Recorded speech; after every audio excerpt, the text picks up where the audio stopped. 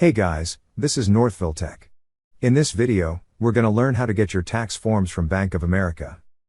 Open the website, then sign in with your online ID and passcode. Once you're signed in, you will see several options at the upper part of the screen. Click on the option that says Accounts. On the drop-down list, you will see an option that says Statements and Documents. Click on Statements and Documents.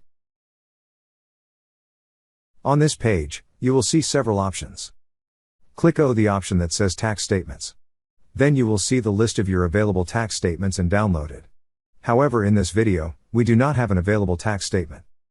And that's how you get your tax statements from Bank of America. Thank you so much guys for watching, and if you have not yet subscribed to our YouTube channel, please subscribe to our YouTube channel as we create tech videos almost every day. Also check out our website northvilletech.com for great tech articles, and our recommended resources in the description below for various sign-up bonuses.